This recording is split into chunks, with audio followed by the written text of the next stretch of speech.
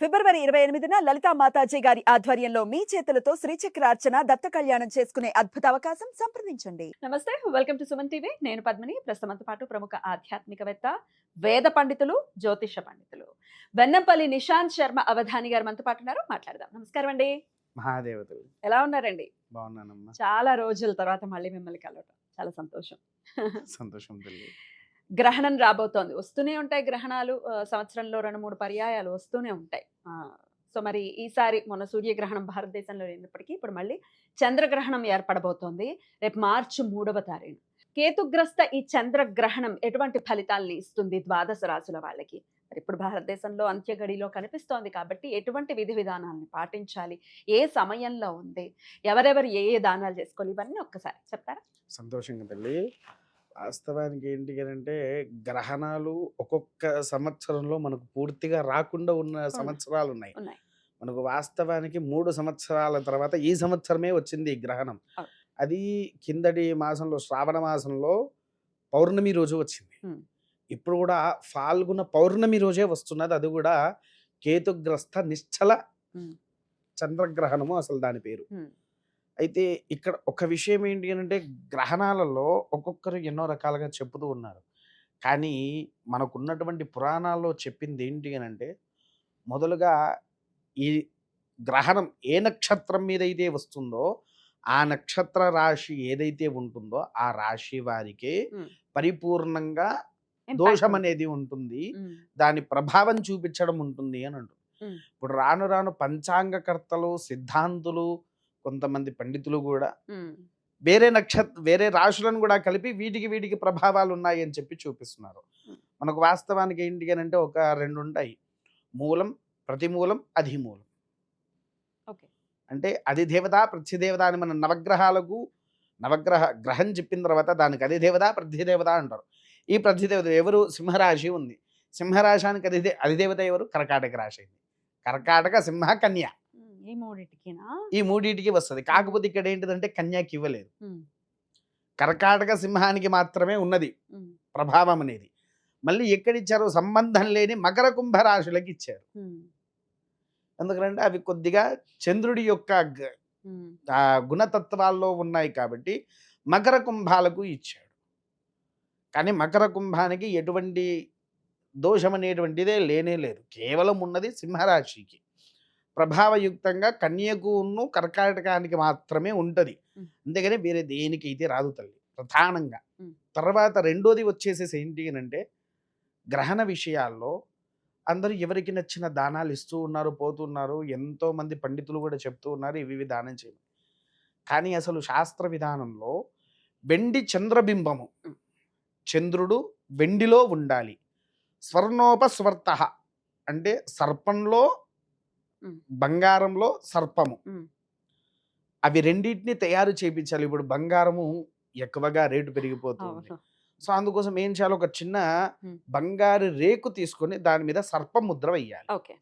సర్పముద్ర వేసేసి అవి రెండింటిని కలిపి చంద్రుడికి కిలోంపావు బియ్యం. వాస్తవానికి ఏంటంటే తల్లి మనకు శాస్త్రం ఉన్నది. ఇప్పుడు చంద్రగ్రహం ఏదైతే ఉందో ఆ గ్రహానికి జప సంఖ్య 10,000, దానికి దశమం 10% ఎంత అవుతుంది? 10,000కు 1000 హోమ తర్పణం చేయాలి. తర్పణానికి 10% హోమం ఎంత? 1000కి 100, 108 సార్లు. 108 సార్లు. దాంట్లో దశాంశ దానం 100 గ్రాములు. 100 గ్రాములు 100కి దశాంశం అంటే 10 కిలోలు. 10 కిలోలా? అసలు శాస్త్రం ఇది. 10 కిలోల బియ్యాన్ని దానం చేయాలి. కాకపోతే ఏంటి రాను రాని 10 కిలోలు, ఎందుకంటే సంఖ్య అన్నిటికి ఒక్కొక్క రకంగా, అన్నిటికి ఒకటి లేదు. సూర్యుడు 6, చంద్రుడు 10, కుజుడు 7, బుధుడు 18, బృహస్పతి 16, శుక్రుడు 20, శనేశ్వరుడు 19, రాహు 18, కేతు 7. ఈ సంఖ్యాధికం ఉంటది కాబట్టి వీటికి అన్ని దశాంశాల కింద తీసుకోవాలి. వాటి నంబర్ని బట్టే చెయ్యాలి. హోమం కానీ, తర్పణం కానీ, దానం కానీ ఏదైనా ఇలా వస్తుంది. అంటే ఇక్కడ ఏం చెయ్యాలి? అసలైతే కేతుగ్రస్త ఎంత? 7. 7 కిలోల ఉలువలు, అలా ఇవ్వాలా? 7 కిలోల ఇలువలు, ఆ, అప్పుడు మరి శుక్రుడి కంటే 20 కిలోలు ఇవ్వాలా? 20 కిలోలు ఇవ్వాలి. అవి కూడా ఏంటి, బొబ్బర్లు. బబ్బెర్లు. బొబ్బర్లు. ఓ, బబ్బెర్లు ఇవి ఏంటంటే దశాంశం కింద వచ్చేది. కాకపోతే ఇప్పుడు అంతైతే చెప్పలేము. అవును. అందుకోసం ఏం చేశారంటే పండితులు, మనం అంతా అని చూసుకుంటే మన స్వార్థం అని చెప్పేసేసి అని అంటారు. వద్దు, సాంప్రదాయంగా కిలోంపావు పెడదాం అంతే. ఓకే.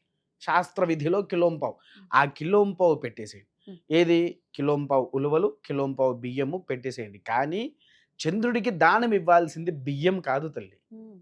పంచదార. ఉహుం. ఓకే. పంచదార కిలోంపావు దానం చెయ్యాలి. బియ్యం కంటే ఎంతో 1000 రెట్ల శ్రేష్ఠ కలిగేది, ఉమ్. సంరక్షించేది, చంద్రుడి యొక్క పరిపూర్ణత శక్తి ఉండేది పంచదారలో. ఓకే. ఆ పంచదార నీవు దానం ఇచ్చినప్పుడు ఈ యొక్క గ్రహణ దోషం ఏదైతే ఉందో ఉమ్. అది పరిపూర్ణమైనటువంటి నివారణ అనేది జరుగుతుంది. ఓకే. అందుకోసమే ఈ యొక్క దానాల్లో ఇవి ప్రధానంగా ఆచరించాలి. మరి ఎవరెవరు ఈ దానం చేయాలి అది కూడా ఒకసారి చెప్పండి. ప్రధానంగా సింహరాశి వారే తల్లి, మిగిలిన ఏ రాశి వారు చేయవలసిన అవసరం అయితే లేదు. ఓకే. కానీ కర్కాటక రాశి ఉండడం అయితే బాగానే ఉంది, కానీ కొన్ని స్థితిగతుల్లో వాళ్ళకు పెరగాలి అని అంటే వారు కూడా ఈ దానం చేయడం ఉత్తమం. ఓకే, వారు కూడా చేసుకోవచ్చు. చేసుకోవచ్చు. Right. ఇక పట్టు విడుపు స్నానాలు కానీ లేకపోతే ఇల్లు గడుక్కోవడాలు, దర్భలు వేసుకోవటాలు ఇవి యథావిధిగా పాటించాలా? అంటే మనకు గ్రహణ శూలన అనేది 9 గంటల ముందు ప్రారంభమవుతుంది తల్లి. ఉమ్. ఎప్పుడైనా ఉమ్. గ్రహ వేదన, ఉమ్. గ్రహ శూలన అనేది ఉంటుంది. ఉమ్. ఇవి ప్రారంభమయ్యే ముందే మనం వేసేసుకోవాలి. ఉమ్. కేవలం ఒక అంటే పొద్దున్న 9ంటికా మీరు అనేది? అవునమ్మా, ఓకే. విన్నారా, ఉమ్. ముందే వేసేసుకోవాలి. అది కూడా మీరు చూడండి, కేవలము మనం వండుతున్న పదార్థాల్లో పచ్చళ్ళలో పెట్టేసుకుంటారు, ఆ. కానీ కాదు. ప్రతి ఒక్క దేవతామూర్తుల్లో కూడా దర్భపూస వేయాలా? రావాలి. ఓకే. మనం నిత్యంగా దేవాలయంలో మనం పూజలు చేస్తాం కదా విగ్రహాలకు, వాటి మీద దర్భ వేయాలి. దేవాలయ శిఖరం మీద కూడా దర్భ వేసి మన తట్టు సంచి అని అంటారు, ఆ. ఆ తట్టు వేసేసి దాన్ని గట్టిగా ముడి వేసి కట్టాలి. ఉహుం. ఇదంతా అసలు ఎందుకు కట్టాలి, ఎందుకోసం కడతారు, ఉమ్. ఎవరెవరికి గ్రహణం దోషం అనేది ఎందుకు వస్తున్నది? ఈ చంద్రుడిని మింగేవాడేవాడు ఉమ్. కేతువు. కేతు. డైరెక్ట్ గా వచ్చి మనము ఇంట్లో ఫ్రిడ్జ్ ఉంది తల్లి, ఒక ఐస్ గడ్డ ఉంది, ఉమ్. అది తీసి చేతిలో ఇట్లా పట్టుకుంటే ఎంతసేపు పట్టుకోగలుగుతాం మనం? కొంతసేపు మాత్రమే. ఉమ్. మినిమంలో మినిమం ఒక 1 మినిట్. అంతే. కానీ అంత చల్లదనాన్ని కేతు ఒకేసారి మింగగలుగుతాడా? సమయం తీసుకుంటాడు కదా. సమయం తీసుకుంటాడా? ఆ సమయం తీసుకునేది ఎందుకు? అసలు ఈ దర్భ పూజలు ఎందుకు వేసుకోవాలనే విషయానికి కింద అందరూ ప్రశ్న అడుగుతారు ఉమ్. కామెంట్స్ లో. దానికి ఏంటంటే సమాధానం, మన పూర్వీకుల నుంచి మనందరికీ తెలిసిందే, కేతు అనేటువంటి ఒక సర్పము చంద్రుణ్ణి మింగడానికి వస్తుంది. మింగేటప్పుడు ఏంటి, తనలో ఉండేటువంటి విషపూరితం ఏదైతే ఉంటుందో వారి మీద ఉమ్ము వేస్తూ ఉంటుంది. అది వేస్తున్న కొద్దీ దానికి చల్లదనం అనేది మొత్తం తగ్గేసరికి అప్పుడు వెళ్ళేసి ఈ యొక్క గ్రహణాన్ని, ఈ యొక్క ఉమ్. చంద్రుణ్ణి కేతు మింగేస్తాడు. ఓకే. మింగేసినందుకే అలా ఉమ్. ఆ యొక్క విధి ఉంటది. ఉమ్. అయిపోయిన వెంటనే మనం చాలా మంది అయిపోయిన వెంటనే ఇక కడిగేసుకుంటే అయిపోయింది అని అనుకుంటాం, కానీ 2 గంటల వరకు కడగకూడదు, ఓకే, ఆగాలి. ఆగాల్సింది. ఎందుకు అంటే చిన్న ఎగ్జాంపుల్ చెప్తా తల్లి. మీరు ఒక మంచి స్వీట్స్ కానీ కారం కానీ ఏమన్నా తిన్నారు, ఉమ్. అది మీ నోరిలో ఎంతసేపు లాలాజలాన్ని విడుస్తుంది? కొంతసేపు టైం పడుతుంది కదా.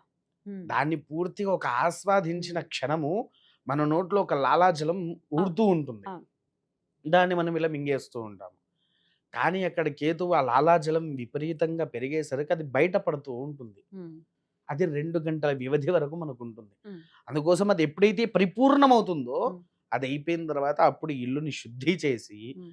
దేవుళ్ళను కూడా శుద్ధి చేసుకొని యథావిధిగా దీపారాధన పూజలు అనేది గావించాలి. మరి అప్పుడే సాయంత్రం పూటే దేవుళ్ళని కూడా మరి శుభ్రపరిచేసుకోవచ్చా అండి? అవునమ్మా, పులికాపు సాయంత్రం చేసేసుకోవచ్చా? పులికాపు అయ్యో చేసేసుకోవచ్చు. సాయంత్రం కదా లక్ష్మీదేవిని కడగచ్చా, ఇట్లాంటి డౌట్లు అవి వస్తాయి. అసలు ఇందాక మీరు ఒక వర్డ్ అన్నారు, పులికాపు పులికాపు. చేసుకోవచ్చా ఉమ్. అని.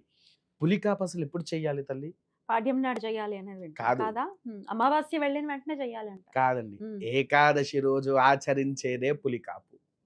మీరు ఒక్కసారి పురాణాల్లో కూడా చూడండి, ఏకాదశి రోజా? ఏకాదశి రోజు. ఎందుకు అనంటే సకల చరాచరాది 33 కోట్లలో ఉండేటువంటి 33 కోట్ల దేవతామూర్తులు, భూమి మీద నివసించే పశుపక్షాధికాలు కూడా ఉపవాసం గావించే ఏకైక రోజే ఏకాదశి. ఏకాదశి. ఉమ్.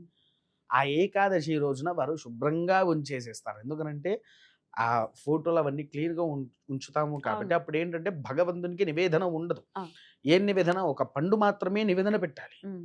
అందుకోసం వారిని శుభ్రంగా కడిగితే వారి మనసు ఒక ఆనందభరితంగా ఉంటుంది. ఆ ఏకాదశి ఏ రోజైనా రావచ్చు. శుక్రవారం వచ్చినా చేయాలా? ఏ రోజు వచ్చినా ఇప్పుడు మరి ఇరు చేయాల్సిందే. పక్షాల్లో వస్తుంది కదా ఏకాదశి. ఏ ఏకాదశి రెండు చేయాలి? రెండు పక్షాలు రెండు పక్షాలు రెండు- శుభ్రపరచుకోవాలా? రెండు పక్షాలు శుభ్రపరిస్తేనే అది పులికాపు. ఉమ్. అయితే ఇక్కడ పౌర్ణమి రోజు కూడా పులికాపు అంటే మామూలుగా శుద్ధి చేయడమే, పూర్తి శుద్ధిగా. ఉమ్. విగ్రహాలను నీళ్ళలో ముంచి బయటికి తీసి పెట్టేసుకోవచ్చు. ఓకే. ఫోటోల మీద నీళ్లు చల్లేసి తుడిచేసుకోవచ్చు. చేసుకోవచ్చు. మనం పూర్తి పులికాపు అనేది ఏకాదశి రోజే చెయ్యాలి. చేసుకోవాలా? కానీ గ్రహశూలన వేదన అనేది వాటి మీద ఉంటుంది కాబట్టి ఇమీడియట్ గా చేసేయాలి. ఇమీడియట్ గా చేసేస్తే Right. వాటికి శక్తి వస్తుంది. Right. ఎందుకంటే గ్రహణ సమయంలో ప్రతి ఒక్క దేవతామూర్తులు శక్తిహీనులై ఉంటారు ప్రధానంగా. Yeah. వారికి శక్తి ఇవ్వడానికి కోసం ఆ సమయంలో తడి బట్టల మీద కూర్చొని అనుష్ఠాన ఉన్నవారు, సాధన చేసేవారు అసలైతే నదిలో ఇంత లోతున మునిగి చేస్తారు జపం అనేది ఆచరించాలి గ్రహణ సమయం. గ్రహణ సమయంలో. Mm. కొంతమందికి వీలు కాదు. Mm. ఆ సమయంలో ఏం చేస్తారు, తడి బట్టల మీద ఇంట్లో కూర్చొని జపం జపాన్ని చేసుకుంటారా? చేసుకోవాలి. ఓ. ఈ జప సాధన ఎవ్వరు లేని వారు కనీసం కూర్చొని శివనామస్మరణో అష్టాక్షరినో ఏదో ఒక మంత్రాన్ని, వారికి తెలిసిన ఏదో ఒక నామాన్ని ఉచ్చరిస్తూ ఉంటే మీ ఇంట్లో ఉండేటువంటి దేవతామూర్తులకు కూడా శక్తి వస్తుంది. ఆ శక్తి వలన ఇప్పుడు చాలా మంది ఇంట్లో నాకు అది జరుగుతుంది, ఇది జరుగుతుంది, నేను ఇలా చెయ్యలేకపోతున్నాను, నా మనసు ఇలా ఉండట్లేదని ఎంతో మంది ఎన్నో రకాలుగా అంటూ ఉంటారు. అవును. అవన్నిటికీ పరిపూర్ణ ఫలితం ఈ యొక్క గ్రహణంలో మనం చేసుకునే జపం. Okay. అప్పుడు మామూలు వాడికి కూడా చూడండి, నోట్లో నుంచి ఒక మంచి వాక్చాతుర్యం పెరుగుతుంది ఓ, వాడికి, వాక్శుద్ధి ఉంటుంది. వాక్శుద్ధి పెరుగుతుంది. అందుకోసమే ఆ గ్రహణ ఆ సమయంలో జపం చేసుకుంటే భగవంతునికి మన ద్వారా వచ్చే శక్తితో పరిపూర్ణంగా భూమండలాన్ని కాపాడుతాడు. అద్భుతం అండి. చాలా చక్కగా తెలియజేశారు. ప్రత్యేకంగా అంటే సింహరాశిలోనే ఏర్పడుతోంది కాబట్టి సింహరాశి వారు మాత్రమే ఈ ప్రత్యేకమైనటువంటి దానాలు అవి చేసుకోమని చెప్తున్నారు. మిగిలిన వాళ్ళు యథావిధిగా నియమాలను అయితే పాటించాల్సి ఉంటుంది. అద్భుతం అండి. చాలా చక్కగా వివరించారు. కృతజ్ఞతలండి. నమస్కారం. మహాదేవ.